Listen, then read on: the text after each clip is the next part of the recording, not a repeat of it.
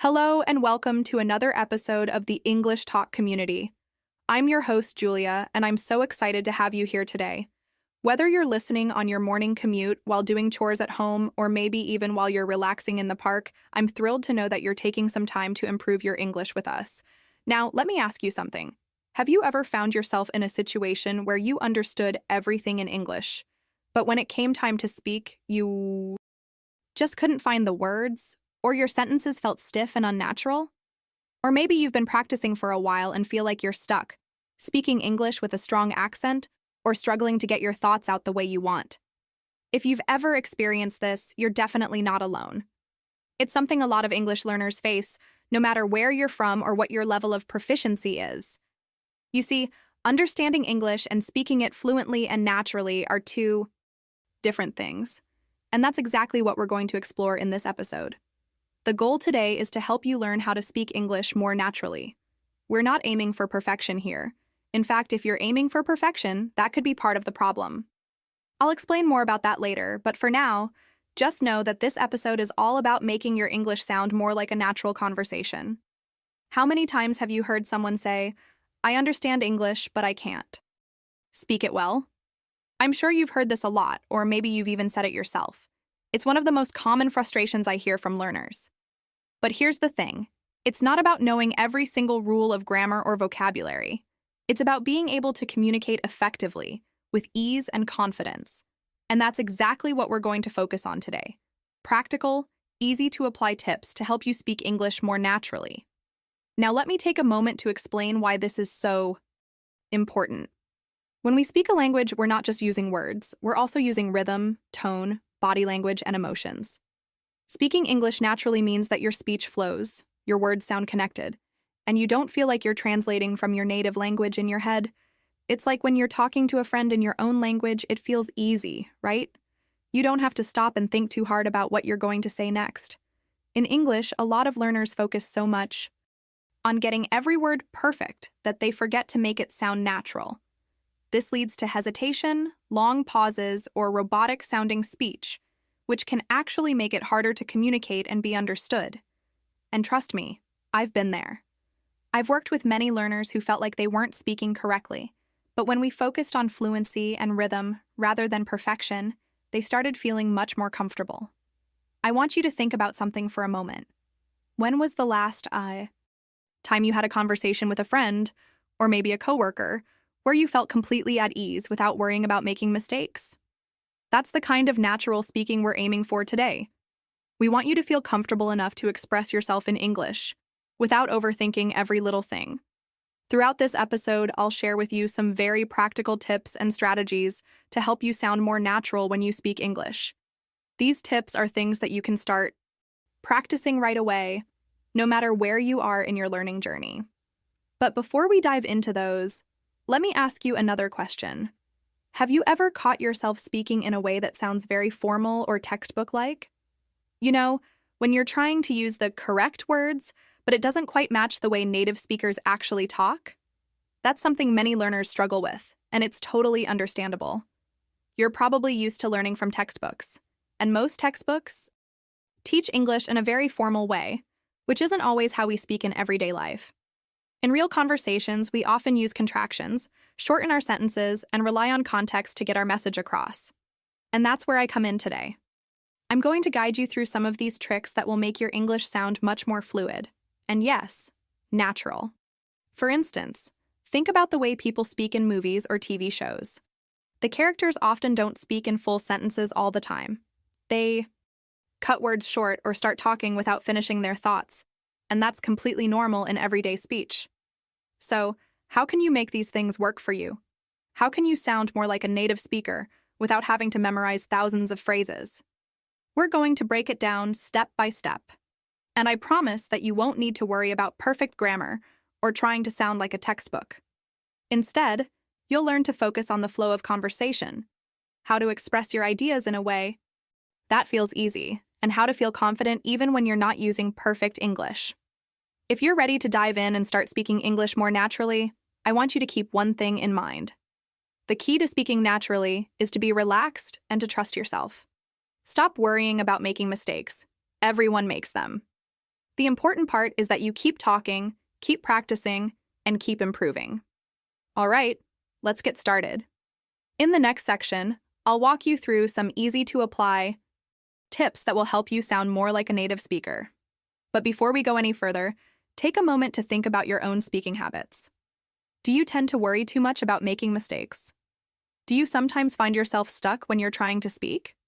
I'll help you overcome these challenges in just a bit. So stay tuned and let's get ready to make your English sound more natural than ever before. Today we're going to dive into a topic that's on the minds of many English learners: how to speak English more naturally. If you've been studying English for a while, you've probably noticed something important. While you might understand English quite well, when it comes to speaking, things don't always flow the way you want them to. Maybe your sentences sound too formal, or you can't quite get the words to come out the way you hear them from native speakers. It's frustrating, right? But here's the good news. Speaking English naturally is not about perfection. It's not about memorizing every word or following strict grammar rules. It's about feeling comfortable, confident, and flowing with the language as if you were speaking your native tongue. Let me explain a bit more. Have you ever heard a native English speaker have a conversation and thought, wow, they make it sound so easy? What you're hearing is their natural flow. They're not focusing on every word. Instead, they're focused on communicating clearly and fluidly. They don't stop to think about whether a word is correct or if their grammar is perfect. They just speak. And that's what we're going to work on today, helping you get to a place where speaking English feels natural, comfortable, and effortless. You see, many learners make the mistake of thinking that speaking perfectly is the goal. They focus on grammar, pronunciation, and word choice to the point where they forget the most important part of communication: the connection between you and the person you're speaking with. When you're trying to speak perfectly, you're usually focused on the wrong thing. This can lead to hesitation, a lack of confidence, and, believe it or not, less effective communication. The truth is, native speakers don't speak in a way that's textbook perfect. In fact, much of their speech is full of contractions, informal phrases, and shortcuts. What makes their speech sound natural is how they let the words flow with little effort. Let's take a step back for a moment. Think about the conversations you have in your own language. How do they go? Do you plan every sentence ahead of time? Do you worry about whether your grammar is flawless? Probably not. You speak naturally because you're comfortable with the language. And that's exactly what we want to replicate in English. To do that, you need to start focusing on the flow of your speech rather than every individual word. So, if you're someone who tends to overthink your sentences, pause too much, or worry about grammar too much, don't worry. You're not alone, and you're in the right place to learn how to break that habit. Let's talk about some of the things that might be holding you back from sounding more natural. For many learners, a big part of the struggle is the fear of making mistakes. And I get it. No one likes to make mistakes, especially when speaking in a second language. But here's the thing. When you're trying to speak naturally, mistakes are part of the process. They're normal. Everyone makes them, even native speakers. In fact, they're often the key to getting better. The more you practice speaking, the more you'll learn how to correct yourself without even thinking about it. And that's a huge part of speaking naturally. Another thing that might be standing in your way is the habit of translating directly from your native language. When we learn English, it's tempting to translate in our minds from our first language into English. But here's the problem. English doesn't always work the same way as other languages.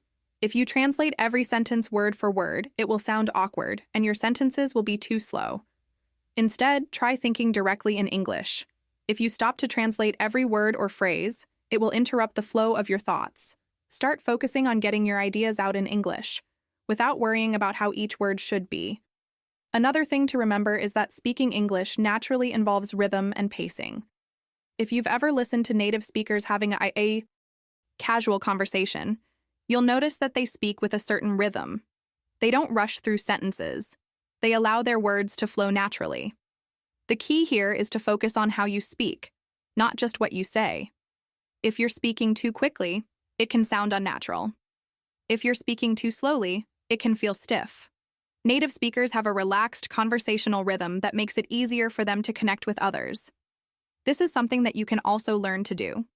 It takes practice, but you can gradually adopt the same natural rhythm in your own speech. Now let's talk about how to achieve this natural flow. The first step is to focus on simplicity. It's easy to get caught up in trying to sound sophisticated or using complex vocabulary, but this can make your speech sound forced and unnatural.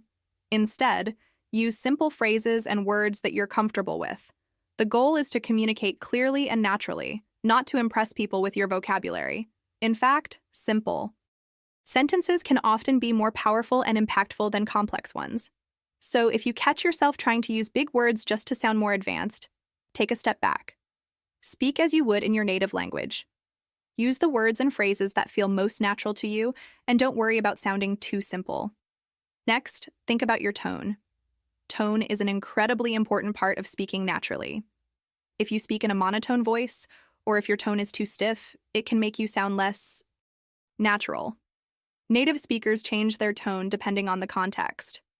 They might raise their voice slightly to show interest or drop their tone to convey seriousness. They might use a softer tone to show empathy or excitement. By varying your tone, you can sound more expressive and natural. Pay attention to the tone you use when you speak in your native language, and try to replicate that in English. And of course, let's not forget about practice.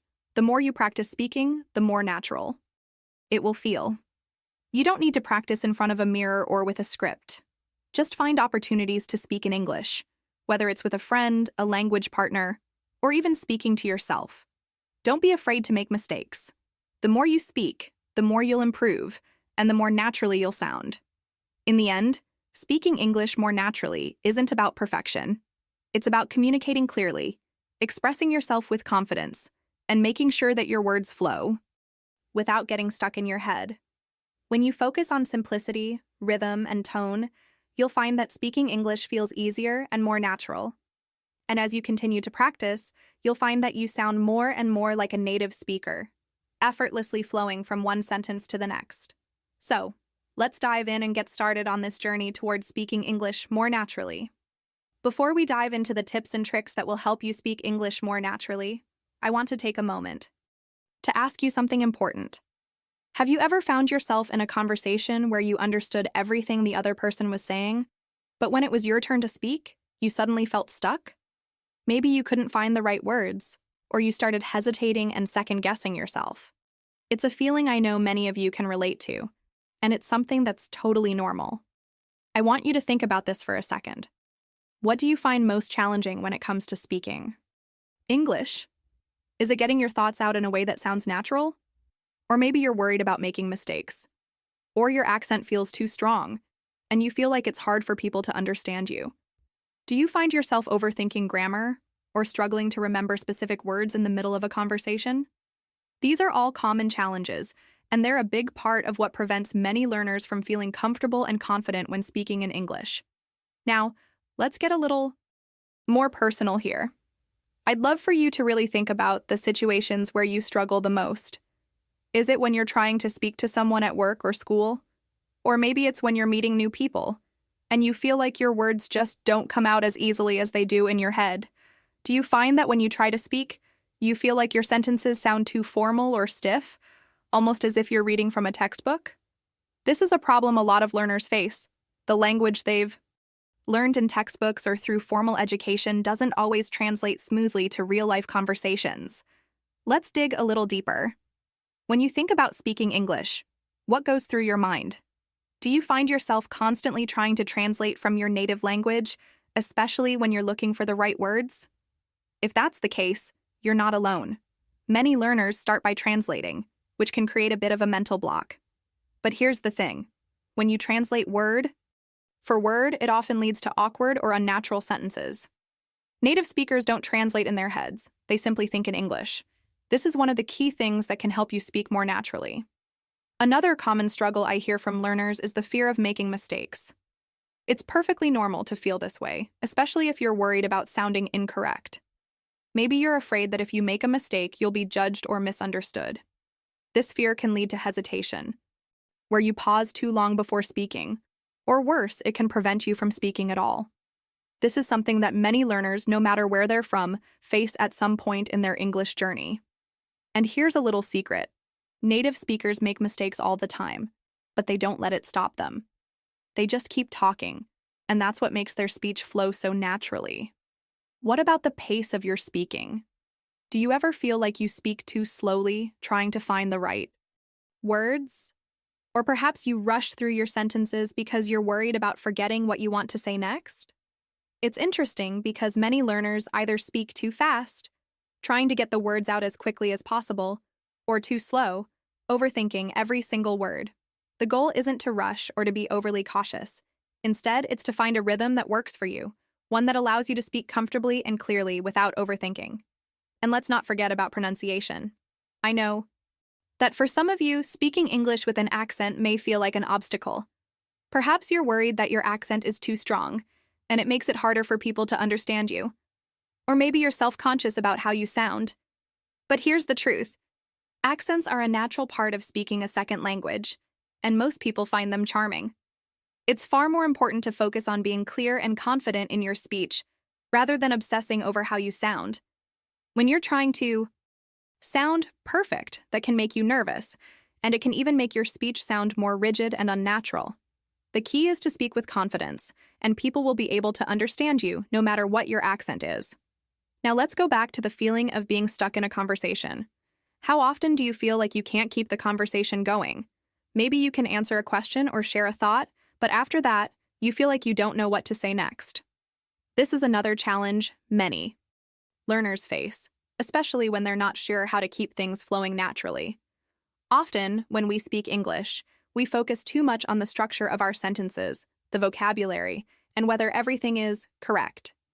But the natural flow of a conversation doesn't depend on perfect grammar.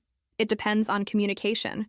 When you start to focus on expressing your ideas and keeping the conversation alive, the flow will come naturally.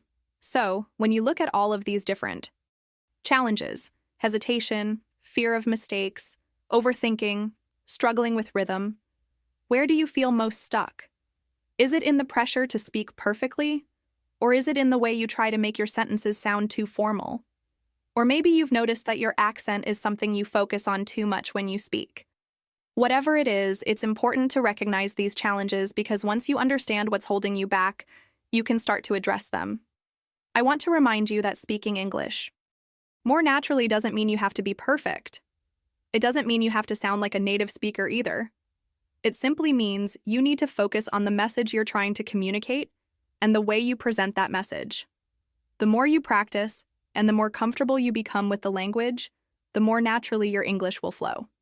Remember, speaking naturally is about being yourself and expressing your thoughts in a relaxed, confident way. So, take a moment to think about the challenges you face when speaking English. Write them down or just reflect on them in your mind. Once you've identified what's causing you to feel stuck, you'll be ready to tackle those challenges head-on and make speaking English feel much more natural. And remember, you're not alone in this journey. We're all here to learn and improve together. When we talk about speaking English naturally, what exactly do we mean? The term natural can be a bit vague, but in the context of speaking a language, it refers to the ease with which you communicate, without overthinking, without trying to control every word or phrase, and without feeling stressed about sounding perfect. Speaking naturally is about using the language in a way that feels effortless, fluid, and real. It's about being able to express yourself confidently, regardless of your accent or the mistakes you might make along the way. So, why is it so important to speak naturally? Well, let me ask you this. Have you ever had a conversation with someone who was trying to speak perfectly but was so focused on making everything sound right that they seemed robotic or stiff? It's not easy to connect with someone when their speech feels forced or overly careful.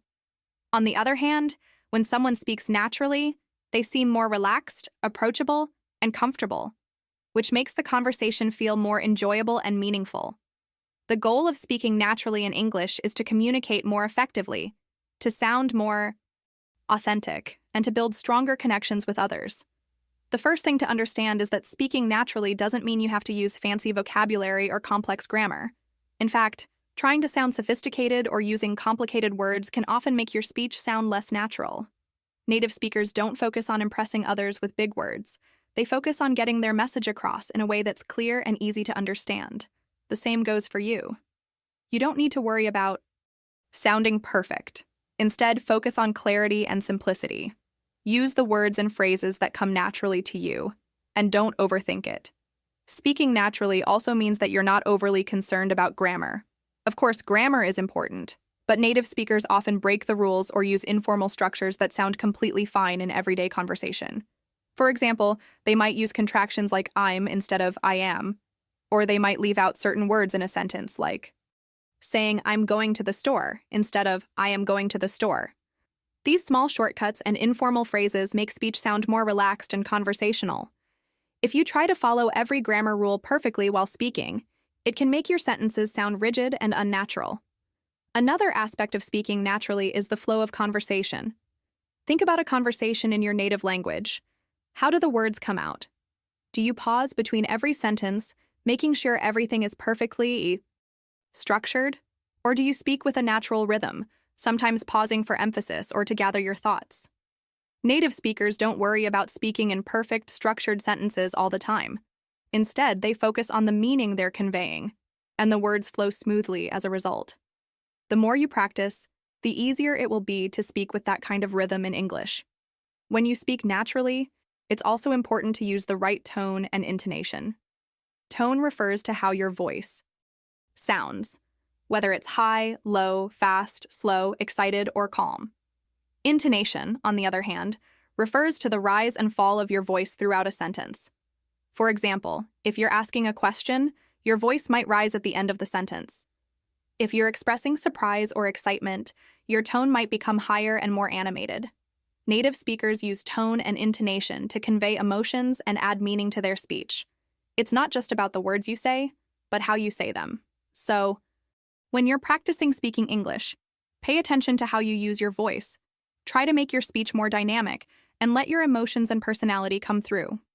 This is what will make you sound more natural and less robotic. Let's talk about another important part of speaking naturally: understanding the rhythm and pace of conversation. Native speakers tend to speak at a steady, moderate pace, with natural pauses to let the other person respond or to gather their thoughts. They don't rush through their sentences, and they don't speak too slowly either. If you speak too quickly, it can be hard for the listener to follow what you're saying. If you speak too slowly, you may sound unsure or hesitant. Striking the right balance is key to sounding natural. A good way to practice this is to listen to native speakers, whether in movies, TV shows, or conversations, and notice how they speak. Pay attention to their rhythm and try to imitate it. Another thing to keep in mind is the importance of connecting your speech. Native speakers don't speak in isolated, disjointed sentences. They link their words together to create smooth, flowing speech. This can involve blending sounds or using linking words like and, but, or so. For example, when saying I'm going to the store, you might blend the sounds together to say something more like I'm gonna at store. This might seem subtle, but it makes a big difference in how natural your speech sounds. To practice, listen to conversations in English and pay attention to how people connect their words. Try to mimic that in your own speaking. And let's not forget about the power of pauses. When we speak, we naturally pause for a moment to collect our thoughts, to let the other person respond, or to emphasize a point. Pausing doesn't make you sound less confident. It actually makes you sound more natural. It gives you time to think, and it allows your listener to absorb what you're saying. If you talk too quickly, without pausing, you may overwhelm your listener, or give the impression that you're nervous or unsure of yourself. So, give yourself permission to pause when needed. It's a natural part of speaking.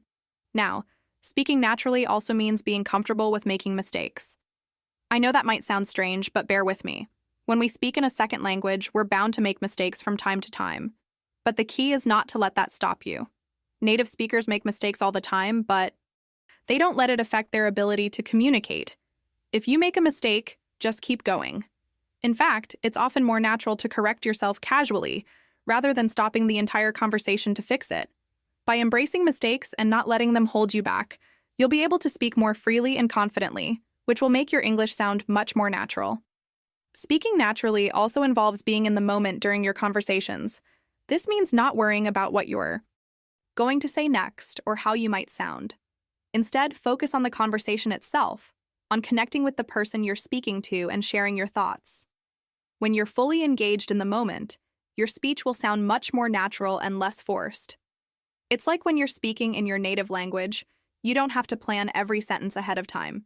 You just speak and listen, responding as the conversation flows. The more you practice speaking naturally, the easier it will become. Over time, you'll find that you don't have to focus as much on grammar or pronunciation. Instead, your speech will flow effortlessly, and you'll be able to focus on the meaning of what you're saying rather than worrying about how it sounds. Remember, speaking naturally isn't about being perfect. It's about being comfortable, confident, and authentic.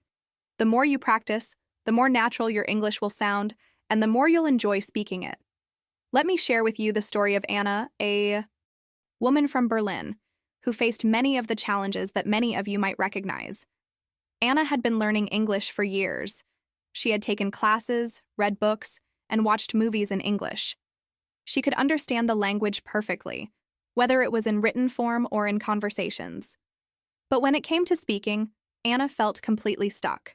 She could rarely find the words to express herself, and when she did speak, she was often worried about making mistakes or sounding awkward.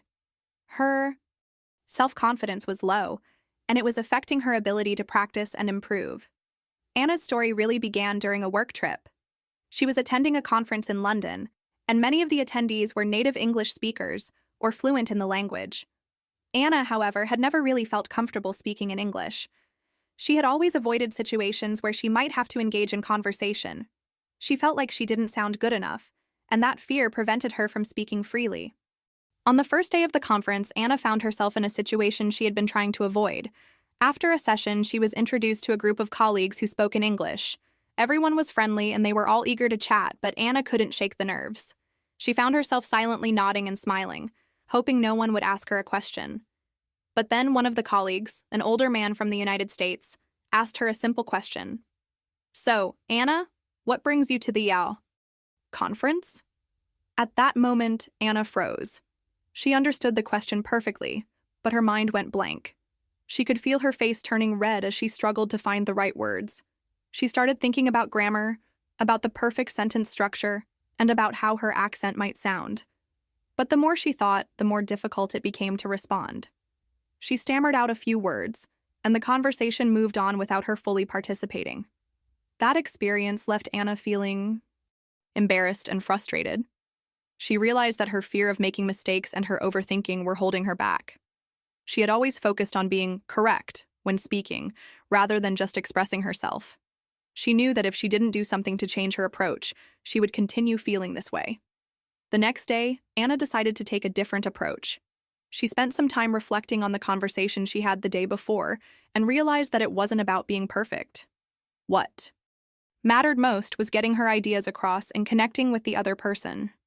She also realized that everyone around her was focused on the conversation itself, not on whether she made a mistake. This was a huge realization for Anna, as it helped her understand that native speakers often don't care about every tiny mistake. They care about the message, about the exchange. So the next time Anna found herself in a conversation, she made a conscious decision to speak more freely. She stopped, worrying about grammar rules and perfect pronunciation. Instead, she focused on the meaning of her sentences. She let her thoughts flow without constantly pausing to check if everything was correct. She also embraced her accent and realized that it wasn't a barrier. It was part of who she was. At first, it felt a bit strange. She stumbled over words and sometimes she couldn't find the right phrase. But instead of stopping herself and getting stuck, she kept going. If she made a mistake, she didn't let it disrupt the conversation. She simply corrected herself when needed, or even laughed it off. The more she practiced, the more comfortable she became with making mistakes. And with that comfort came a natural confidence she hadn't had before. One evening during the conference, Anna found herself in a casual conversation with a colleague from the UK. They were talking about their favorite hobbies, and this time, Anna didn't feel the pressure to speak perfectly. She spoke about her love for hiking in the German Alps, about her family, and about her experiences. The conversation flowed effortlessly, and for the first time in a long while, Anna wasn't thinking about grammar or pronunciation. She was simply enjoying the interaction. It was in this moment that Anna truly felt a shift. She realized that speaking English wasn't about perfection. It was about communication. It was about being able to express herself, share ideas, and connect with others, regardless of her accent or occasional mistakes. In that conversation, Anna felt more confident than ever before. She understood that speaking naturally meant embracing the learning process and not being afraid to make mistakes. By the end of the conference, Anna felt like a different person. Her confidence had grown, and she was no longer afraid to speak. She realized that the more she practiced speaking naturally, the more she would improve. She no longer feared speaking with others in English.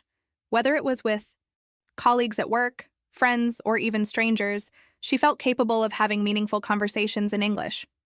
And most importantly, she had learned to enjoy the process. What's even more incredible is that after the conference, Anna started to use her newfound confidence in her everyday life back in Berlin. She began having more casual conversations in English with her international friends, and even started chatting with tourists who visited her city. Every time she spoke, she felt a little bit more comfortable, a little bit more natural. She understood that speaking in English wasn't about being perfect. It was about being present and enjoying the communication. Her confidence continued to grow, and before long she was able to speak freely and comfortably in English, just as she did in her native German. Anna's story is a powerful reminder that the key to speaking English more naturally is not about avoiding mistakes or trying to sound perfect. It's about embracing the process, focusing on communication, and giving yourself permission to be imperfect.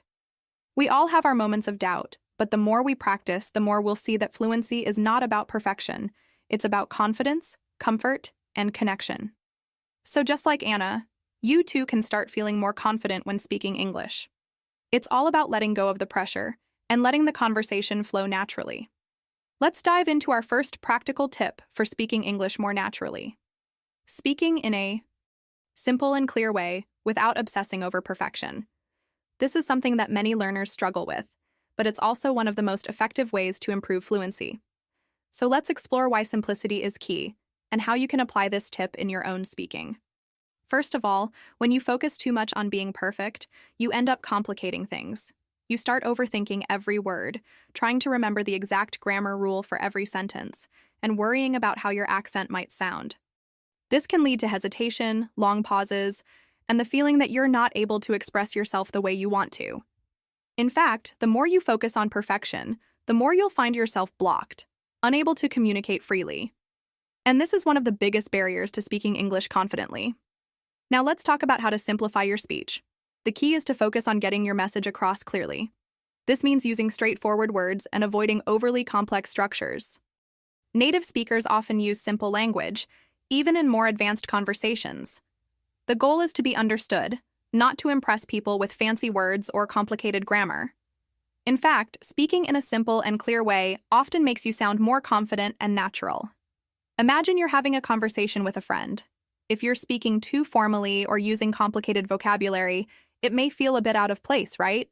Your friend might feel like you're trying too hard, and the conversation could lose its natural flow. On the other hand, when you use simple, easy-to-understand words, your speech becomes more comfortable and relatable. You're not putting any unnecessary pressure on yourself, and the conversation can flow smoothly. A great way to practice speaking simply and clearly is by focusing on the most basic words that will help you express your ideas. For example, instead of using long, complicated sentences like, "I am currently in the process of thinking about what I will do this evening," try something simpler like, "I'm thinking about what to do tonight." It's the same message, but the second version is much clearer and easier to say. Plus, it sounds more natural. Let's take another example. Imagine you're at a coffee shop and you want to order a drink. You might be tempted to say, "Excuse me, I would like to request a cappuccino with skimmed milk, please." But this is a bit too formal and complicated for such a simple situation. Instead, you can say, "I'll have a cappuccino with skim milk, please." This is direct, clear, and natural. It doesn't sound stiff or overly formal, it's just simple and to the point. When you're speaking in English, try to use shorter sentences. Long sentences often come with more chances to make mistakes or get tangled up in complicated grammar. If you focus on making your sentences shorter and simpler, you'll be able to express yourself more easily. For example, instead of saying, "I have been working on this project for a long time, and I feel that it is finally coming together, and I am happy with the progress I've made," you can say, I've been working on this project for a while, and I'm happy with how it's turning out. The second sentence gets straight to the point and is much easier to say and understand. Don't worry about using fancy words. Many English learners feel like they need to use complex vocabulary to sound more advanced, but the truth is that native speakers often use very simple words in everyday conversations. For example, instead of saying, "I am feeling extremely elated today," you can simply say, "I'm feeling happy today." This is a much more natural way to speak. Using simple words also helps you avoid mistakes. There's less chance of misusing a word if you choose something familiar and easy to understand. One of the most important things to remember when speaking simply is to keep your message clear. It's better to speak in short, easy-to-understand phrases than to use complex language that might confuse the listener. For example, if you're talking about a trip you recently took, you could say, "I went to Paris last month. It was amazing. I saw the Eiffel Tower and visited a museum," rather than saying, "I recently had the opportunity to travel to Paris, where I had the pleasure of visiting several tourist landmarks, including the renowned Eiffel Tower and a historical museum." Both sentences convey the same information, but the first version is much simpler and more direct. When you speak clearly and simply, it's easier for your listeners to understand you, and it's easier for you to feel confident. Speaking naturally isn't about impressing others with complicated phrases. It's about being able to connect with them and get your point across easily. And the more you practice speaking this way, the more comfortable you'll become, and the more fluent you'll sound. Another advantage of simplifying your speech is that it reduces the pressure you feel while speaking. You don't have to think about every little detail of grammar or try to find the perfect word. Instead, you can focus on your message. This makes speaking much less stressful and allows you to engage in real conversations with confidence. And the more you practice, the more natural it will feel to speak this way. One thing that can help you improve your ability to speak simply is listening to native speakers. Watch TV shows, listen to podcasts, or engage in conversations with people who speak English fluently. Pay attention to the way they use simple, clear language. You'll notice that even in more advanced conversations, native speakers often rely on simple words and phrases to communicate effectively. This is a great way to learn how to speak more naturally without overcomplicating things. Finally, don't be afraid to make mistakes. As you speak more simply and clearly, you might find that you make fewer mistakes. But if you do make a mistake, don't let it throw you off. Just keep going. The goal is communication, not perfection. Native speakers make mistakes all the time, and they don't worry about it. They just continue speaking, and that's exactly what you should do too. By focusing on simplicity, you'll be able to speak more naturally and with greater confidence. The key is to avoid getting caught up in perfectionism and to prioritize clarity. Use simple words, short sentences, and focus on getting your message across. The more you practice this approach, the more natural and fluent your English will sound. Let's explore an important concept that can really change the way you approach speaking English: the difference between speaking correctly and speaking naturally. Many learners get caught up in the idea that speaking correctly means using perfect grammar and vocabulary all the time. But when it comes to fluency and sounding natural, it's not always about getting everything right. It's more about how you communicate, how you connect with others, and how comfortable you are with the language. To explain this better, let's look at a simple story that highlights these two ways of speaking. Imagine a man named Alex. Alex is from Spain, and he has been learning English for a few years. He's quite good at it and can understand almost everything he reads or hears. He has also studied grammar extensively, so he knows the rules very well. However, when it comes to speaking, he often feels tense. He's always trying to speak correctly, using perfect grammar and vocabulary. He worries about using the wrong tense, making mistakes, or sounding like a beginner. One day, Alex travels to London for a business meeting. He's excited but also nervous, especially because he'll be speaking in English with native speakers.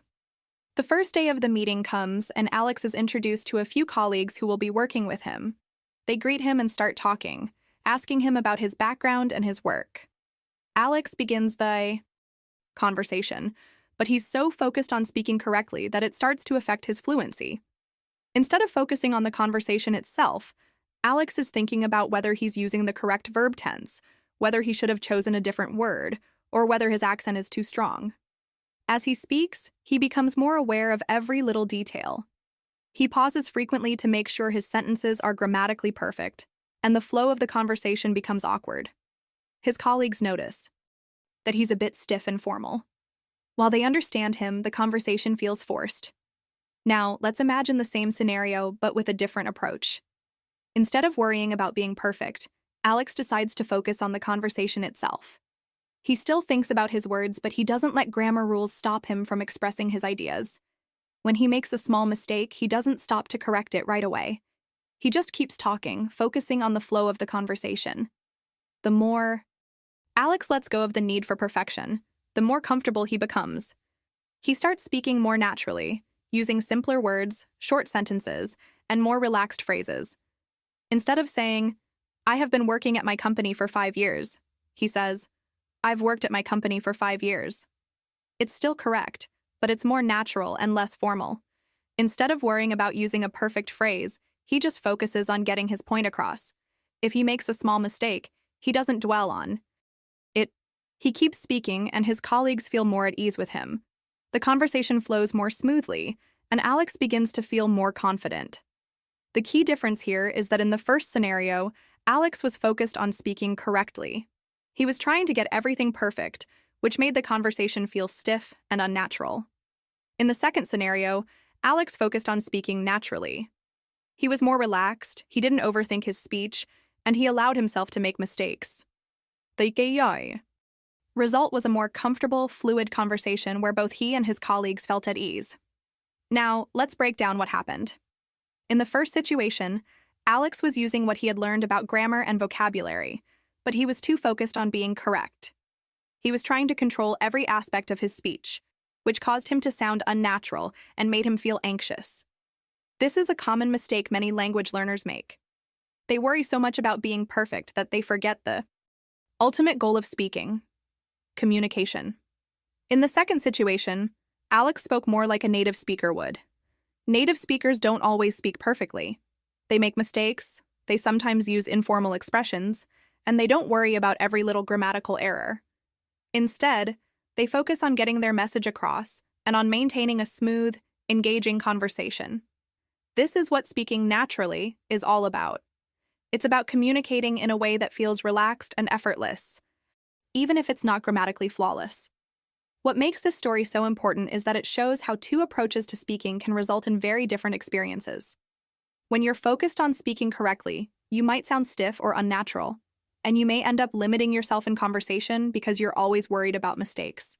But when you focus on speaking naturally, you allow yourself to make mistakes, and that's okay. Mistakes are part of learning a language, and they don't stop you from communicating effectively. In fact, they help you grow as a speaker. To understand this better, let's think about some more examples.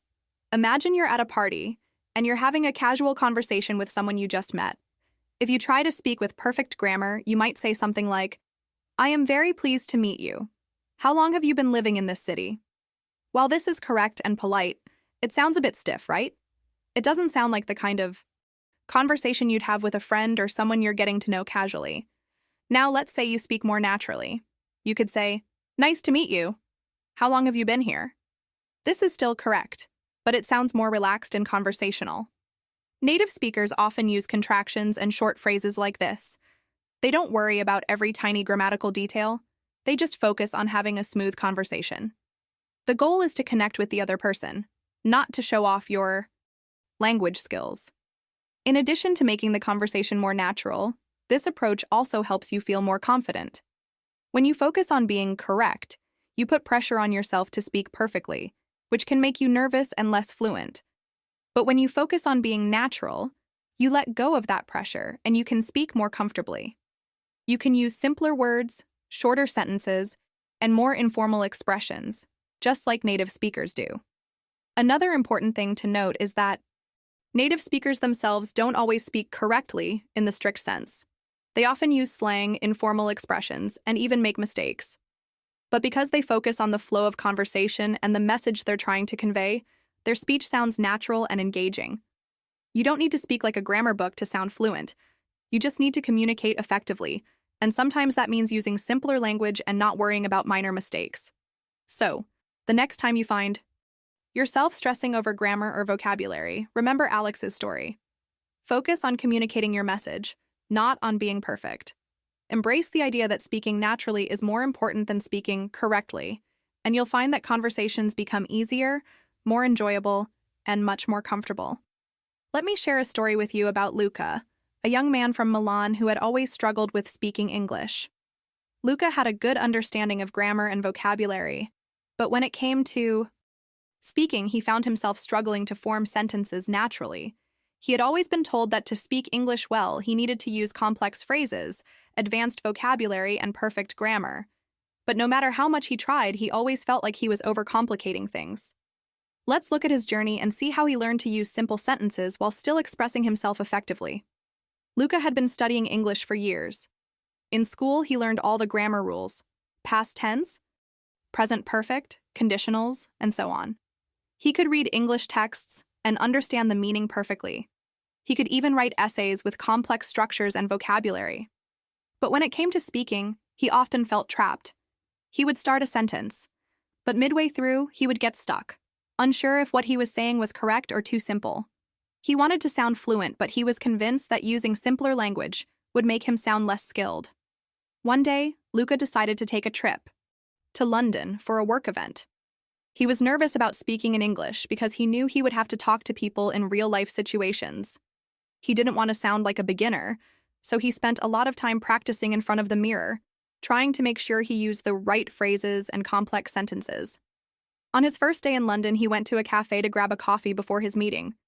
The barista smiled and asked, "What can I get for you today?" Luca felt this was his chance to use a perfect sentence.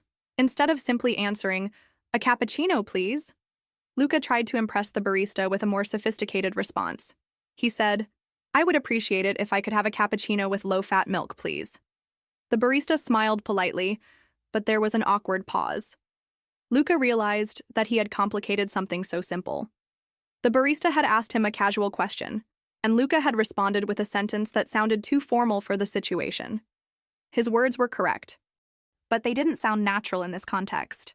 The conversation felt stiff, and Luca's nerves only grew.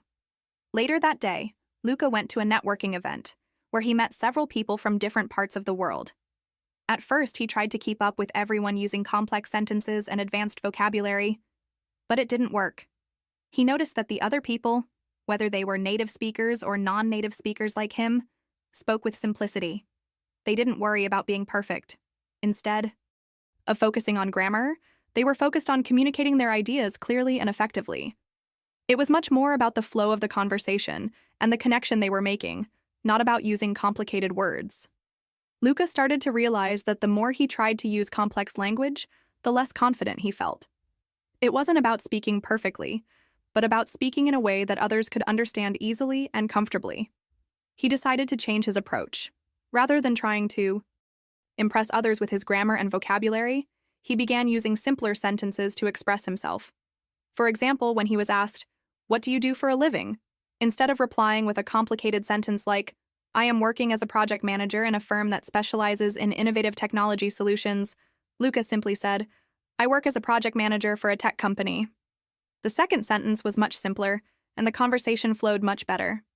As Luca continued to practice, speaking more naturally, he noticed a huge difference.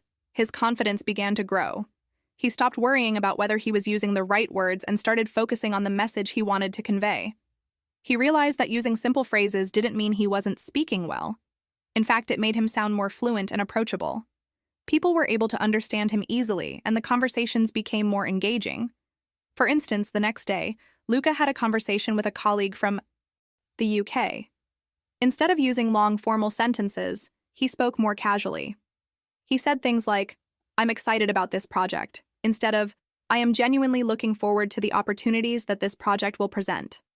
By speaking in a simpler, more relaxed way, Luca was able to connect better with his colleague. They had a smooth conversation, and Luca felt much more at ease. He realized that speaking English didn't need to be difficult or overly complex. It just needed to be clear and natural. One of the turning points for Luca came when he met another non-native speaker, Maria, from Brazil.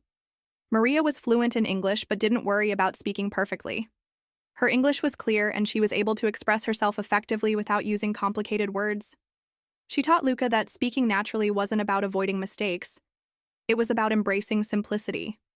Maria often said things like, "I don't know what's going on, but I'll figure it out later."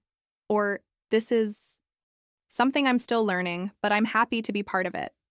She used phrases that were not only simple, but also real and authentic. Luca realized that he could do the same. He didn't have to sound like a textbook. He could speak like a real person, just like Maria did. As Luca's trip went on, he continued to practice speaking simply and confidently. He made a conscious effort to use shorter sentences, avoiding overcomplicating things. For example, when discussing his plans for the future, he would say, "I want to improve my English and travel more," instead of saying, "I have the aspiration to improve my English skills and to travel to various countries to gain more cultural experiences." The simpler sentence was much easier to say and more relatable to the person he was talking to. Luca's transformation didn't happen overnight, but with time, he started to feel much more comfortable speaking English. By focusing on clear communication rather than perfection, he found that people responded to him more positively. His conversations became smoother, and he felt less self-conscious. He stopped trying to impress others with his vocabulary and instead focused on connecting with them. He realized that English, or any language, is about making yourself understood and building relationships, not about sounding perfect. So, what can we learn from Luca's story? It's simple. Speaking English doesn't have to be complicated. By using shorter, simpler sentences, you can express yourself clearly and naturally. It's not about impressing others with big words or complex grammar rules. It's about communicating in a way that feels comfortable for you and for the people you're talking to. If you make mistakes along the way, that's okay. What matters is that you're engaging in conversation, sharing your thoughts, and connecting with others. That's how Luca learned to speak English more naturally, and that's how you can too. One of the biggest challenges for learners of English, and for learners of any language really, is the fear of making mistakes. This fear often holds us back from speaking freely, and it can even prevent us from using the language as much as we should. I know a lot of you might feel nervous about making errors when you speak English. Whether it's because you're worried about grammar, vocabulary, or pronunciation, that fear of being wrong can be overwhelming. But here's the thing. Making mistakes is a natural part of learning, and it's not something you should fear. In fact, it's something you should embrace. Let me explain why not worrying about mistakes is one of the best pieces of advice I can give you when it comes to speaking English. Learning a language is all about communication. It's not about being perfect, it's about getting your message across. The most important thing is that the person you're speaking to understands what you're trying to say. If you focus on this simple idea, you'll start to realize that mistakes aren't as big of a deal as we often make them out to be. Think about this. Imagine you're in a conversation with someone and you're doing your best to explain an idea. Maybe you don't know the exact word you need, or maybe you mess up a verb tense. The other person might notice your mistake, but most of the time they're not focused on it. They're focused on understanding your idea, your message, your intention. And when you keep speaking, even if you make a mistake, the conversation continues. The person you're speaking to usually understands that you made a mistake, but they're still engaged in the conversation because what matters is the exchange of thoughts and ideas. This is a key point to remember. Communication is far more important than perfection. I want to tell you a story about a woman named Claire from France. Claire had been learning English for a while and had reached a pretty good level of understanding, but she was terrified of speaking. Every time she had to speak to someone in English, she would get anxious. She would spend hours thinking about the correct vocabulary and the perfect sentence structure before she even opened her mouth. If she made a mistake, she would feel embarrassed and would immediately try to correct herself, sometimes interrupting the flow of the conversation. This constant self-correction made her more nervous, and the more she focused on avoiding errors, the less natural her speech became. One day, Claire went to a business conference in London. She was there to meet new people, make connections, and learn, but she was still very anxious about speaking English. During a networking session, she was introduced to a group of people, and as they chatted, she found herself struggling to participate. She was so focused on making sure every word was correct that she missed the chance to contribute to the conversation. Her fear of making mistakes was holding her back, and she realized that she was getting less out of the event. because of it. Claire decided to take a step back and change her approach. The next day, Claire met someone who was also a non-native speaker of English, a woman named Sophia from Italy. Sophia had a different attitude. She was more relaxed when she spoke. If she made a mistake, she didn't apologize for it or correct herself immediately. She just kept going, focused on sharing her ideas. Claire was fascinated by how natural Sophia sounded, even though she wasn't speaking perfectly. She wasn't afraid to make mistakes, and this made her conversation much more comfortable and fluid. Inspired by Sophia, Claire decided to let go of her fear. She started participating in conversations more openly, even if she wasn't 100% sure of every word she used. She began to realize that the people she was talking to weren't judging her for her mistakes. In fact, they often didn't even notice them. What mattered most was that she was making the effort to communicate, and this made her feel more confident. Over time, Claire's speaking ability improved dramatically. She started speaking with more fluidity and less hesitation. The mistakes she made became less important to her because she was focused on the conversation, not on perfecting every word. She also noticed that her mistakes were becoming fewer and fewer. The more she spoke, the more natural her language became. This is the key lesson here. The less you worry about making mistakes, the more comfortable and confident you become in speaking English. So, why is it so important not to worry about errors? First, let's think about how mistakes are part of the learning process. If you've ever learned to ride a bike, you know that you didn't get it right the first time. You probably fell a few times, but each fall taught you something important. The same goes for language learning. Every time you make a mistake, it's an opportunity to learn and improve. When you get something wrong, you can recognize it, understand what went wrong, and do better next time. But if you stop yourself every time you make a mistake, you never give yourself the chance to learn. Second, making mistakes is a sign that you're pushing yourself outside of your comfort zone. You're taking risks, trying new things, and practicing your speaking. This is how growth happens. Think about it. If you never made mistakes, it would mean that you weren't challenging yourself. It's through trying new things, speaking in real-life situations, and making mistakes that you improve. If you're not making mistakes, you're not speaking enough. And if you're not speaking enough, you're not improving. Third, focusing on communication rather than perfection helps you develop fluency. The more you speak, the more fluent you become. It's the same idea as exercising a muscle. The more you practice, the stronger you get. If you get hung up on the small details, you slow down your progress. But if you focus on expressing yourself, you'll start speaking faster and more fluidly. It's natural to make errors while you're learning, but the important thing is to keep going. Every time you speak, you're building your confidence. And with time, you'll find that mistakes happen less frequently. Now, let's talk about some practical ways to stop worrying about mistakes.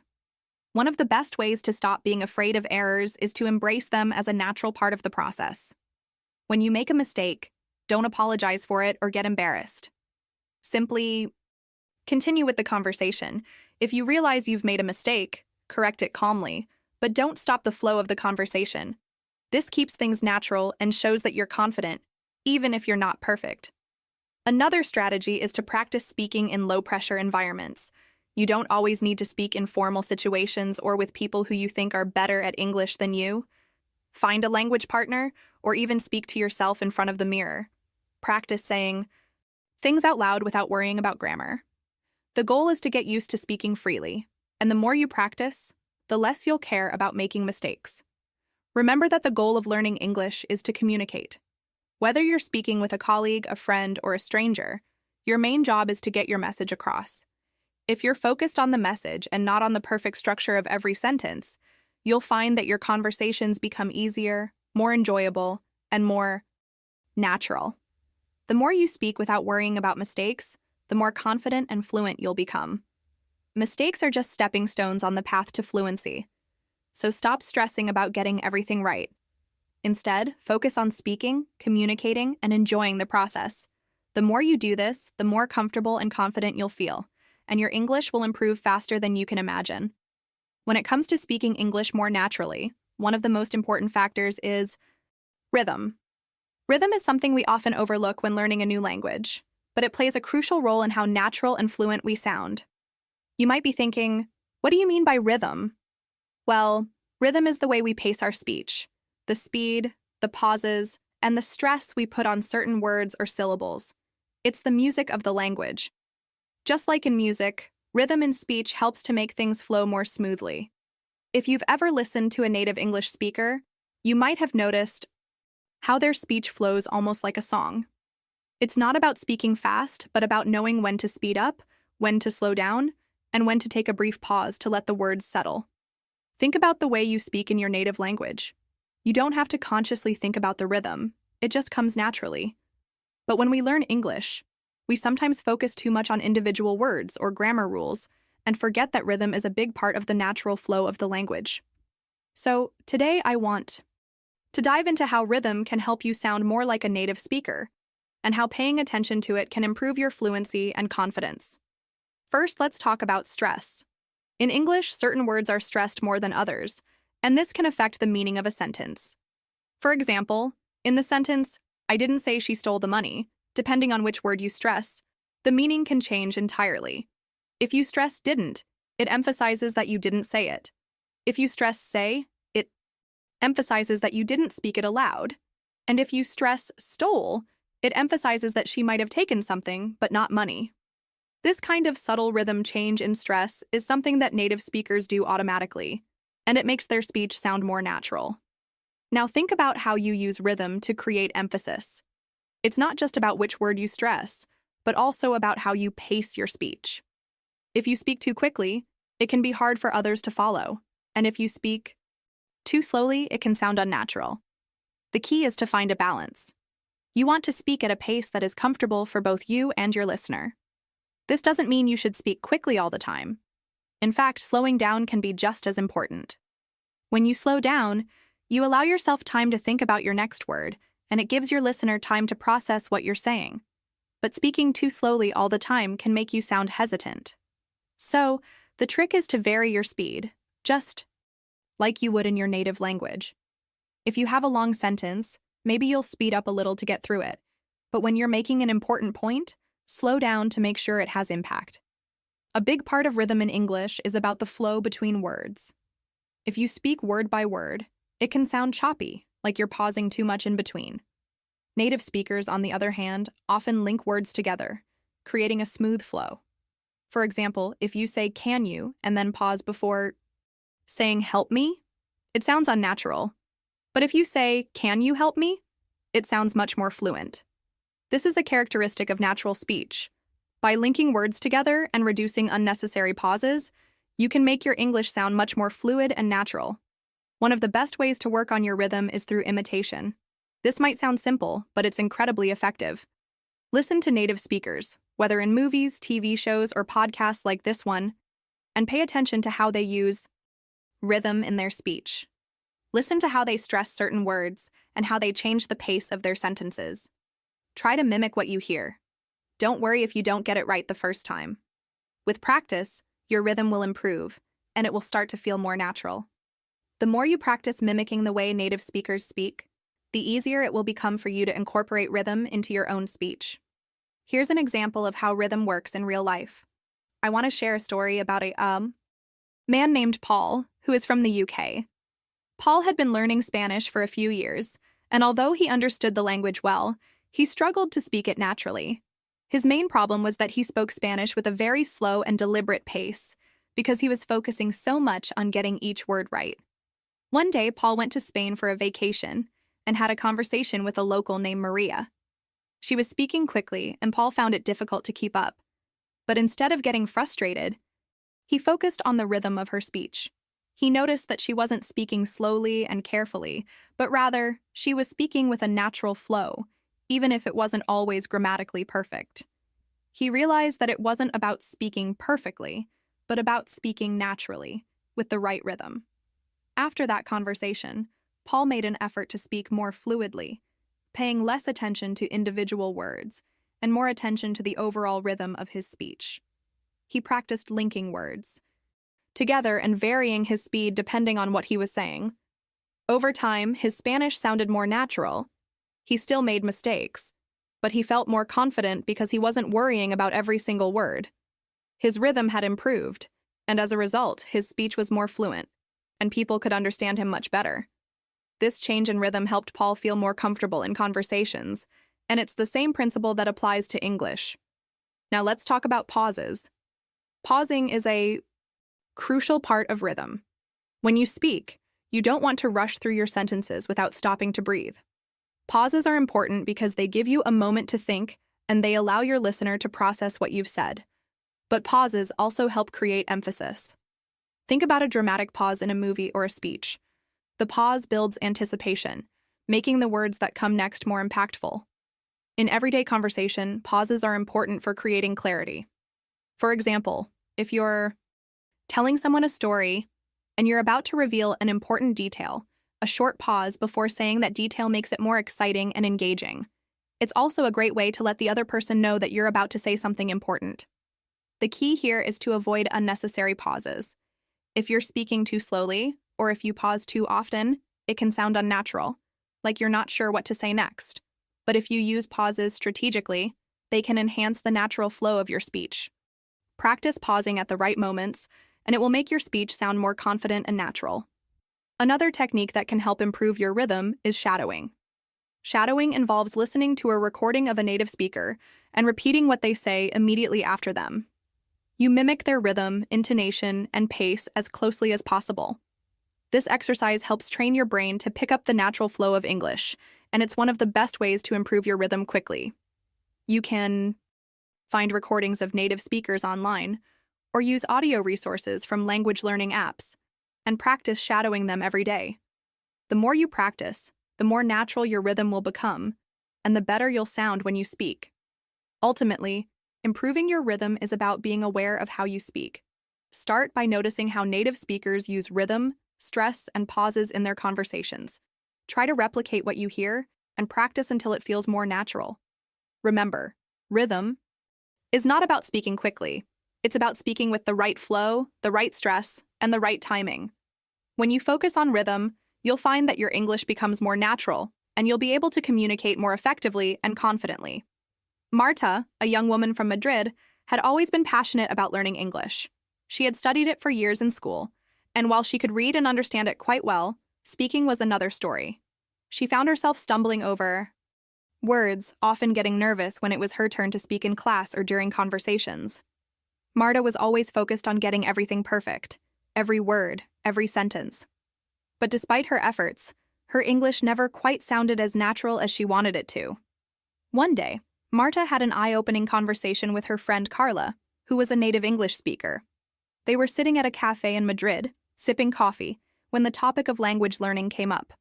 Marta shared her frustrations with Carla, explaining how she often felt self-conscious about speaking English, especially when it didn't sound perfect. Carla listened carefully and then said something that stuck with Marta. "Marta, you don't need to speak perfectly. What matters is that you speak naturally. If you sound like you're thinking too much, people can tell. But if you just focus on the rhythm of the conversation and get comfortable with the flow, you'll sound more natural, and people will understand you better." At first, Marta wasn't sure what Carla meant by speaking naturally. She had always been taught to focus on grammar and vocabulary, and the idea of not worrying about perfection was a bit unsettling. But Carla's words stuck with her. Over the next few weeks, Marta started paying closer attention to the way people spoke English around her. She noticed that native speakers didn't always speak perfectly. They sometimes made mistakes or didn't use perfect grammar, but they communicated effortlessly. Because their speech had a natural rhythm, Marta decided to give it a try. She started practicing speaking English in a more relaxed, fluid way. Rather than obsessing over each word, she focused on the rhythm of her speech, paying attention to how she stressed certain words and how she used pauses. Marta noticed that when she spoke with more rhythm, it became easier to express herself. The words seemed to flow more easily, and she felt less anxious about making mistakes. She no longer felt the need to pause and think about every word before speaking. Instead, she started to speak more confidently, knowing that the key was to focus on communication rather than perfection. To practice, Marta began listening to English podcasts and watching movies in English. She paid close attention to the rhythm of the conversations, how the speakers varied their speed, and how they used pauses to emphasize important points. Marta also started mimicking what she heard, repeating sentences out loud to match the rhythm and intonation of the speakers. At first, it felt strange to focus so much on rhythm instead of grammar, but over time, she started to notice improvements. She found that when she spoke with more rhythm, her English sounded smoother and more natural. One of the biggest breakthroughs for Marta came when she decided to participate in an English-speaking meetup group in Madrid. She had always been nervous about speaking in front of others, but now she felt more confident. During the meetup, she focused on speaking with rhythm instead of obsessing over grammar. When it was her turn to speak, she didn't worry about whether every word was perfect. Instead, she concentrated on maintaining a steady flow and speaking with more natural pauses. To her surprise, her conversation went smoothly. She was able to express herself more clearly, and her confidence grew. The people in the group responded positively, and Marta realized that speaking with rhythm made her sound more fluent, even though she wasn't perfect. As time went on, Marta's speaking skills continued to improve. She no longer felt the pressure to speak perfectly. She had learned that speaking naturally was more important than speaking correctly. Her ability to maintain a rhythm in her speech made her sound more like a native speaker, and she felt more comfortable having conversations in English. Marta was no longer afraid to make mistakes because she knew that communication was the goal, not perfection. One of the most rewarding moments for Marta came when she was chatting with a colleague at work. Her colleague, an English speaker from the UK, complimented her on her fluency. He said that she spoke with such confidence and ease, and that her English had improved dramatically. Marta felt a sense of pride in that moment because she knew that the key to her improvement wasn't in memorizing grammar rules or vocabulary. It was in practicing the natural rhythm of the language and allowing herself to speak without fear of making mistakes. Marta's story is a perfect example of how focusing on rhythm can help you speak English more naturally. Like many language learners, she initially struggled with the pressure to be perfect. But by shifting her focus to the flow of conversation and embracing the natural rhythm of speech, she became a more confident and fluent speaker. If you're like Marta and find yourself getting stuck in the details of grammar or vocabulary, take a step back and think about the rhythm of your speech. It's not about being perfect, it's about speaking confidently, clearly, and naturally. By practicing this, you'll start to notice improvements in your fluency. And more importantly, you'll feel more comfortable speaking in English. Marta's experience shows that learning a language is not just about memorizing rules or vocabulary, but about developing a sense of rhythm and flow. By focusing on how you speak, rather than just what you say, you can start to sound more natural and confident. And just like Marta, you too can overcome the anxiety of speaking and find the joy in communicating effortlessly in English. One of the best ways to improve your English speaking skills and make your speech sound more natural is by incorporating language practice into your daily routine. Many people think that they need to dedicate hours each day to studying grammar or memorizing vocabulary in order to get better at speaking. While these are certainly important, they're not the only way to improve your fluency. In fact, some of the most effective practice comes from simply using the language in everyday situations. And when it comes to speaking more naturally, it's all about rhythm. The more you practice speaking in real-life situations, the more you'll improve your rhythm, and ultimately, your ability to speak fluently and naturally. Think about it. You probably spend most of your day doing simple tasks, whether it's commuting to work, cooking dinner, or walking your dog. These daily moments are the perfect opportunities to practice English without feeling like you're taking extra time out of your busy schedule. The goal is to use these everyday moments to practice speaking with a natural rhythm, as if you were speaking your native language. One of the easiest ways to do this is by talking to yourself in English. It might sound strange at first, but trust me, it's an incredibly effective method. You don't need to make long speeches or have full conversations with yourself. Instead, just describe what you're doing throughout the day. For example, if you're cooking breakfast, you could say something like, "I'm cracking the eggs into the bowl. Now I'm adding some salt and pepper." If you're walking down the street, try saying, "It's a nice day today. The sun is shining and there's a gentle breeze." Even though this may feel a bit odd, it's a great way to get comfortable with speaking in English, and it helps you practice rhythm without the pressure of a formal language lesson. Another great way to use your daily routine to improve your rhythm is by listening to English as you go about your day. For example, you could listen to English podcasts or audiobooks while you're commuting or exercising. By listening to how native speakers use rhythm in their speech, you'll begin to internalize the natural flow of the language. Pay attention to how they stress certain words, how they use pauses, and how they vary their speed depending on what they're saying. The more you expose yourself to this kind of listening practice, the more you'll start to replicate these rhythms when you speak. Let's take the example of Maria, a woman from Barcelona, who was struggling with her English speaking skills. Like many learners, she had a good understanding of grammar and vocabulary, but when it came to speaking, she was often hesitant and unsure of herself. Her biggest challenge was getting her speech to sound more natural. Maria wanted to speak more fluently without overthinking every word. But the problem was, she didn't have a lot of time to study. She worked long hours, and after a busy day, she was too tired to sit down and focus on grammar exercises. Instead of trying to find extra time to study, Maria decided to make small adjustments to her daily routine. She started by listening to English podcasts during her daily commute to work. The podcasts weren't about grammar or vocabulary. They were simply conversations between native speakers. Maria noticed that by listening to these conversations, she started to pick up on the rhythm of the language. She could hear how the speakers varied their speed, emphasized certain words, and used pauses to make their speech more engaging. This exposure to natural English speech had a huge impact on her own speaking. But it didn't stop there. Maria also began talking to herself in English during her daily routine. She didn't try to force long, complex sentences. She simply described what she was doing in simple terms. For example, when she was making her lunch, she would say, "I'm chopping the vegetables. Now I'm heating the pan. Time to cook the chicken." At first, she felt a bit awkward, but over time, she started to feel more comfortable with it. She realized that it wasn't about speaking perfectly or using complicated phrases. It was about speaking confidently and naturally, with the right rhythm. Another technique Maria used was practicing short phrases or sentences in English while doing daily tasks.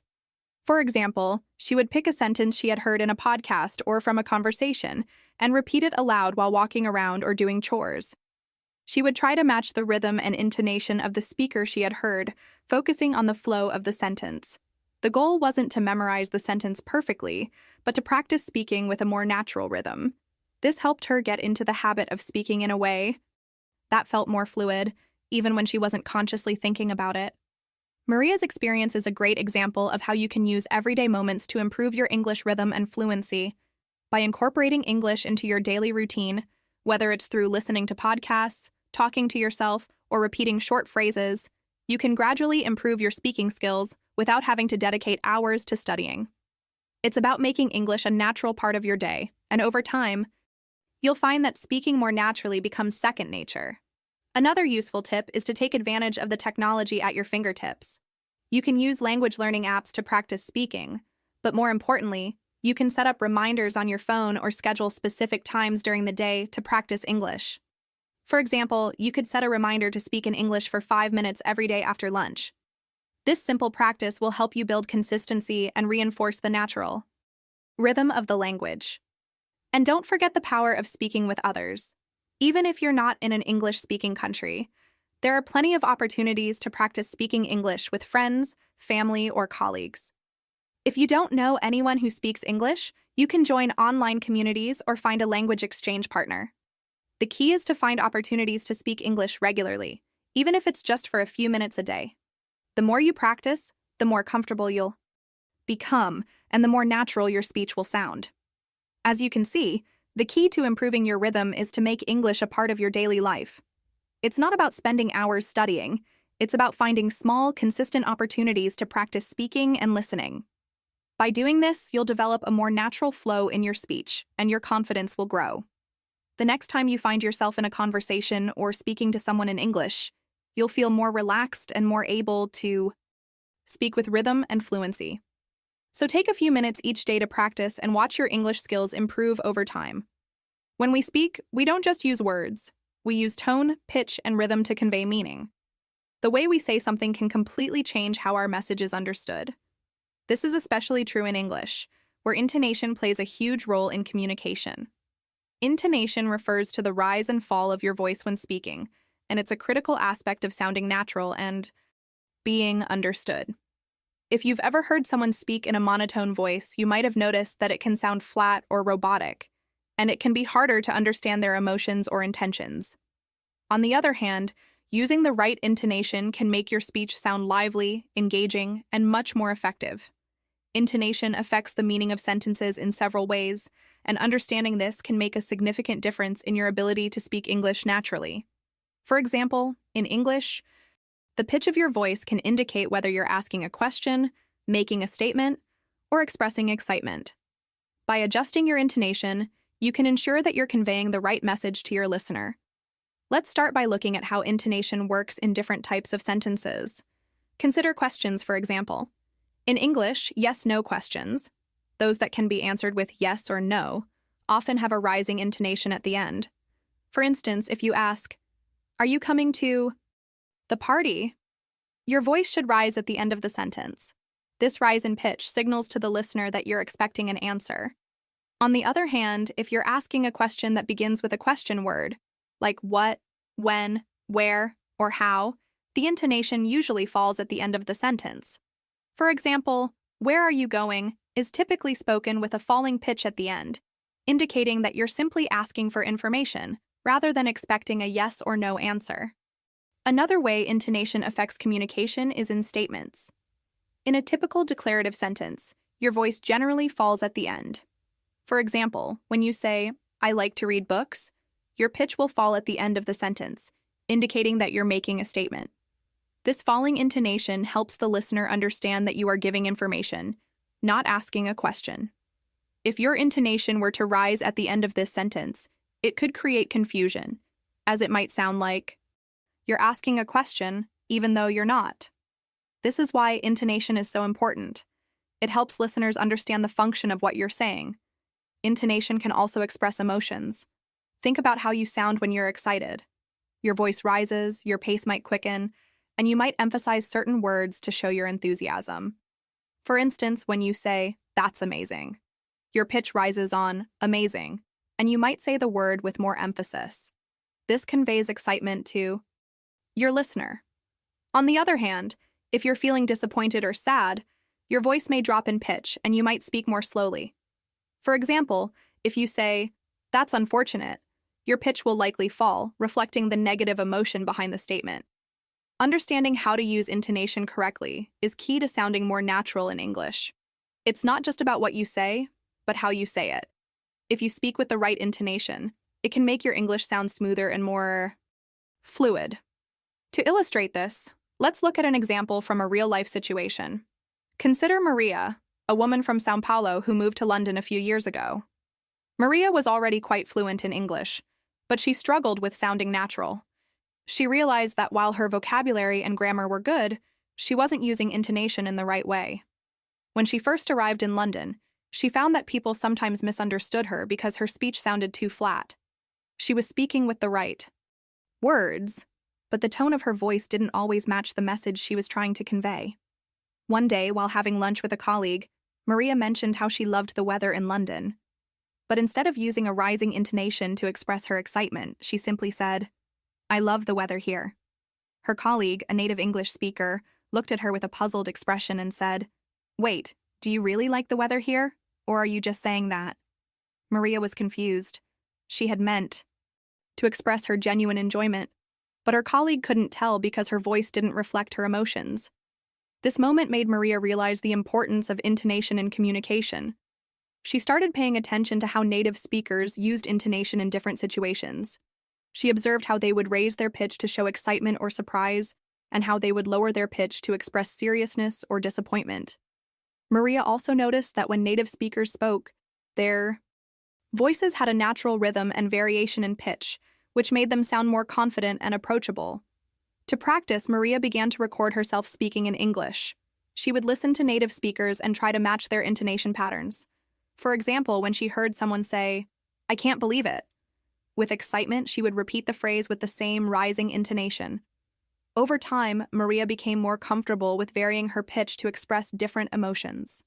She started to feel more confident in her conversations, knowing that the right intonation could help her communicate more effectively. Maria's story is a great example of how intonation can affect the way you communicate. While it's important to focus on vocabulary and grammar, intonation is equally crucial in making your speech sound natural and engaging. By paying attention to how your voice rises and falls, and by practicing with real-life examples, you can improve your ability to express emotions, convey meaning, and speak more fluidly. In English, intonation is not just a matter of sounding correct. It's about conveying the right tone, emotion, and message. Whether you're asking a question, making a statement, or expressing excitement, your intonation will help others understand your intent. So, the next time you speak English, pay attention to your voice. Try to vary your pitch, use rising and falling tones appropriately, and practice speaking with the natural rhythm of the language. By doing so, you'll sound more natural and confident in your conversations. Intonation is the key to making your English come alive and truly connecting with your audience. When Paul first moved from Paris to Dublin, he knew his English was grammatically sound. He had studied it in school for years, taken advanced courses, and even practiced writing essays and reading novels in English. Still, when it came to speaking, something felt off. People understood him, yes, but sometimes he would get strange reactions. A joke would fall flat, a compliment would be misread, or a question would get an unexpected answer. At first, Paul thought it might be his accent, but as he spent more time listening to others and reflecting on his own speech, he realized the problem wasn't what he was saying. It was how he was saying it. His intonation was missing. Paul remembered a moment in his first month at his new job when he wanted to compliment a coworker named Rachel on a presentation. He walked up to her and said, "That was great." But he said it with a flat tone, his voice completely even, no rise or fall in pitch. Rachel smiled politely, but Paul noticed she didn't look particularly pleased. Later, she admitted she wasn't sure if he had meant it seriously or if he was being sarcastic. That was a wake-up call. Paul had meant to encourage her, but because of his intonation, the message didn't land the way he intended. That moment stuck with him. Paul realized he had been speaking English as though it were a written language. In school, he had learned to focus on choosing the right words, getting the grammar right, and avoiding mistakes. But he hadn't been taught the music of English, the melody of natural speech that native speakers use to show emotion, intent, and engagement. So, he decided to start learning it himself. His goal wasn't just to speak correctly, but to sound alive, connected, and confident when he spoke. Paul started with observation. He paid close attention to how native speakers used intonation in different situations. At work meetings, in casual conversations, even on the street or at the coffee shop, he listened to the way voices rose and fell. He noticed that when people asked questions, their pitch often rose at the end. When they gave instructions or made statements, their pitch would usually fall. When someone was excited, their tone would rise and become more expressive. When they were serious, their speech would slow down and their pitch would drop. One evening, Paul watched a video of a talk given by a famous speaker. He listened not just to the words, but to the tone. He realized that the speaker wasn't using complex vocabulary, but the intonation made everything sound powerful and clear. Paul started repeating lines from the talk out loud, mimicking the rise and fall of the voice. It felt strange at first. He wasn't used to focusing on his pitch. But with each repetition, he felt a shift. The words started to come alive. He wasn't just reciting lines, he was expressing them. He then took that same practice into his daily routine. During his morning commute, he would listen to podcasts in English and repeat sentences out loud, trying to match the tone and rhythm. While making breakfast, he would say simple sentences to himself and play with the pitch.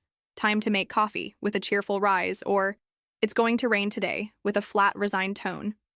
These small moments of practice added up, and soon he began to feel a difference in real conversations.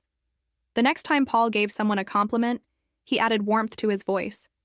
He let his pitch rise slightly at the end of the sentence, and he spoke with intention. "That was really great." This time, the person smiled genuinely and thanked him. It wasn't just the words. It was how he said them. People started reacting differently to him. Conversations flowed more easily. Jokes landed better. Questions were clearer. He began to feel more confident not because he had changed his vocabulary or improved his grammar, but because his speech finally matched his personality. Paul also noticed that using the right intonation helped him manage situations where he wasn't sure of the perfect word. If he forgot a specific term or needed time to think, he could keep the listener engaged just by maintaining a friendly tone. He realized that people are more patient and responsive when the speaker sounds approachable and natural. Even if he made a mistake, his intonation helped smooth things over. That changed his relationship with mistakes. He stopped being afraid of them and focused more on expressing himself clearly and naturally. One particularly meaningful moment came during a team meeting. Paul had to explain a complex idea, and he was nervous. But he focused on speaking with clarity and intention. He varied his pitch to emphasize key points, used pauses where needed, and let his tone reflect his enthusiasm for the topic. When he finished, there was a pause and then applause. Someone even said, "That was one of the clearest explanations we've had." For Paul, that moment confirmed what he had been learning all along. Intonation is not a decoration, it's a tool. It helps others understand not just what you're saying, but who you are and how you feel. Over time, Paul's speech became more dynamic. His voice reflected confidence, emotion, and energy. He didn't need to be loud or theatrical. He just needed to let his natural voice come through, supported by the right intonation. He started getting invited to lead presentations and trainings, and colleagues often asked him how he had become such a confident speaker. He would always smile and say, "It's all about how you say things." Now, Paul looks back on those first few months and feels grateful for the small moment that sparked his change, the misunderstood compliment. It showed him that communication is more than vocabulary and grammar. It's rhythm, pitch, and feeling. Today, he continues to practice and improve, always listening, always learning. But most of all, he feels like his voice in English finally feels like his own. Let's take a moment to go back through everything we've explored today. I know we've covered a lot, and I want to make sure you can carry these ideas with you after this episode ends. So, if you're listening while walking, cooking, driving, or just sitting and relaxing, try to let these ideas settle in your mind in a natural way. You don't have to remember every word. Just think about what felt useful to you and what made sense for your own journey with English. We started this episode by talking about what it really means to speak English more naturally. It's not about sounding like a native speaker or speaking without any kind of accent. It's about being understood, expressing yourself comfortably, and connecting with others. Natural speaking is not the same as perfect speaking. In fact, natural speech often includes pauses, small corrections, and changes in rhythm or tone. It's alive, flexible, and focused on communication, not perfection. Then, we looked at some of the questions I asked you at the beginning. Have you ever felt nervous when you speak English? Do you stop yourself from talking because you're afraid of making mistakes? These questions helped us reflect on the emotional side of learning a language. And that's so important. Because learning to speak naturally is not just about the mouth and the brain, it's also about confidence and mindset. We shared the story of Anna from Berlin, who struggled to feel confident in conversations, but started to open up when she gave herself permission to speak imperfectly. Her journey reminded us that confidence grows with practice, not before practice. She learned that speaking naturally meant letting go of the pressure to say everything perfectly, and focusing instead on making a real connection with others. We talked about the power of keeping things simple. That was our first practical tip. Speak in a way that is clear and easy to understand. Use simple structures. Don't worry about sounding academic or advanced. Even native speakers don't always use complex grammar or long sentences. Simple and clear is often more powerful than fancy and complicated. Speaking naturally means choosing words that reflect how you think and feel in real life, not how a textbook would write them. To go deeper into that idea, we explored the difference between speaking correctly and speaking naturally. And I shared a story with you to show how sometimes people focus so much on saying the right thing grammatically that they forget to say what feels human. Natural speech flows. It reacts. It sounds like someone talking to a friend, not giving a speech or reading from a script. Then we met Luca from Milan. He used to try very hard to speak in full, perfect sentences, but that made him sound robotic and unsure.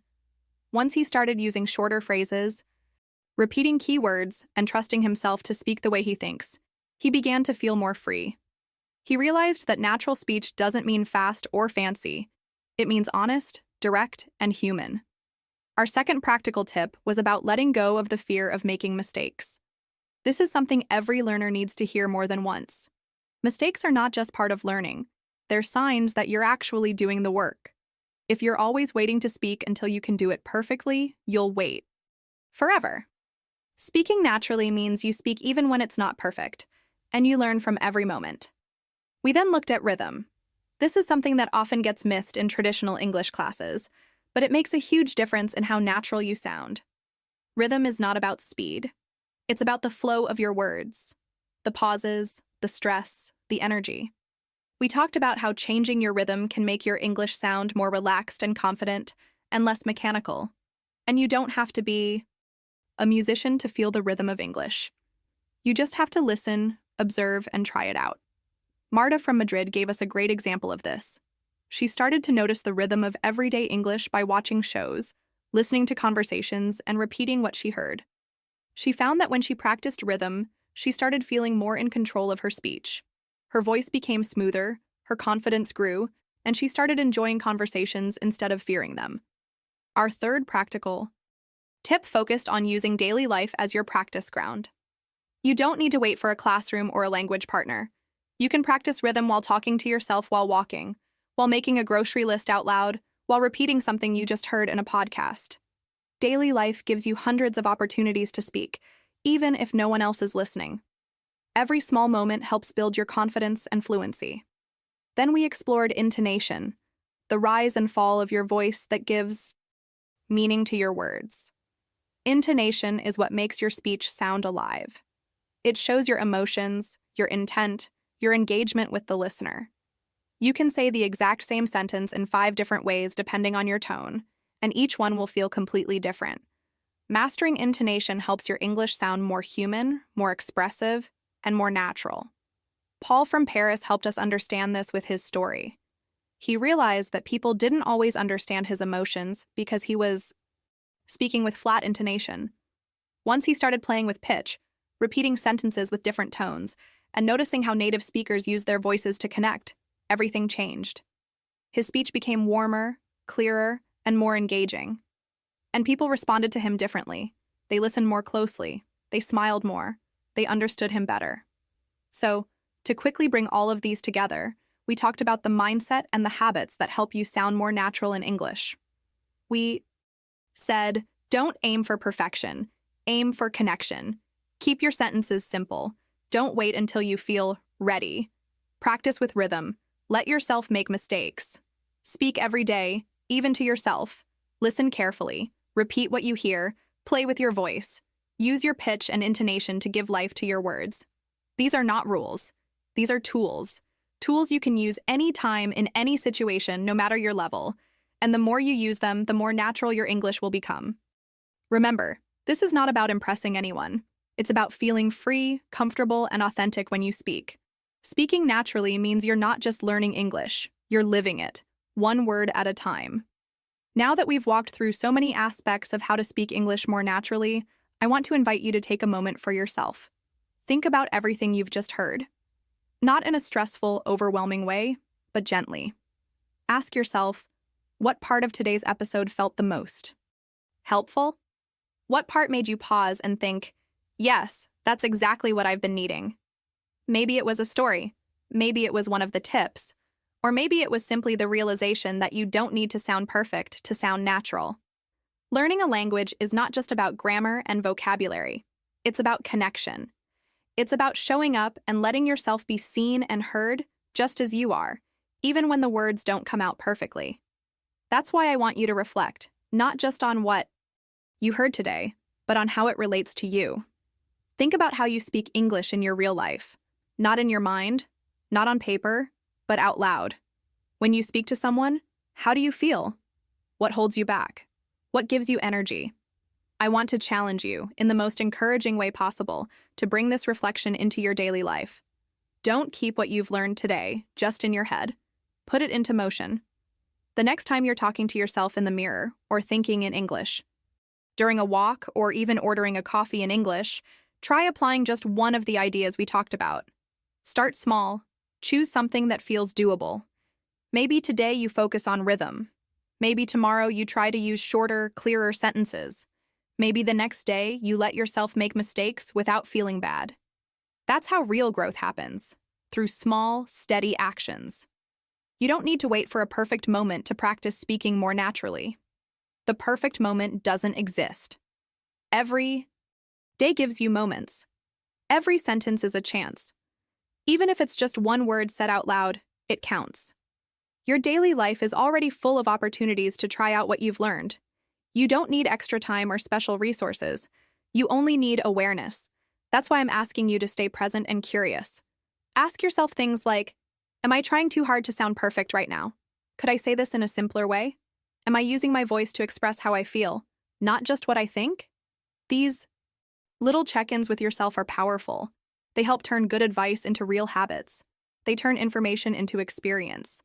That's when the shift really starts to happen, when your English begins to feel like a part of you, not something you're forcing. So please be kind to yourself in this process. No one expects you to transform overnight. You're not in a race. You're in a relationship with the language, and every time you speak, you're building trust in that relationship. And here's something else I want you to think about. The way you speak to yourself matters. If you're constantly judging every sentence you say, it will be hard to speak freely. But if you start encouraging yourself, even just a little, it will make a huge difference. Try saying things like, that was good enough, or I expressed my idea, or I'm learning. These small affirmations can change how you feel when you speak. And how you feel is just as important as what you say. So as you go on with your day, I want you to carry one thought with you. You already have what it takes to speak more naturally. It's not about adding more. It's about relaxing into what you already know and using it. Trust your voice, trust your instincts, and most importantly, trust your ability to grow. If you've been listening to this podcast for a while, or even if this is your very first episode, I hope something in today's conversation has helped you feel a little more hopeful and a little more capable. You're not alone in this journey. Every listener around the world who pressed play on this episode is walking a similar path, and every one of us is learning, making mistakes, improving, and finding our own way of sounding more natural in English. So, my invitation to you today is simple. Choose one thing from this episode and use it. It doesn't have to be perfect. Just try it. Say it, feel it, and then try again tomorrow. This podcast is here to remind you that your English journey is unique, valuable, and absolutely possible. You don't need permission to begin. You already started the moment you chose to listen and reflect. Let your progress be messy. Let your words be your own. Let your learning be full of trial and error and joy and growth. The most natural way to speak English is your way, your rhythm, your thoughts, your intention. And that's more than enough.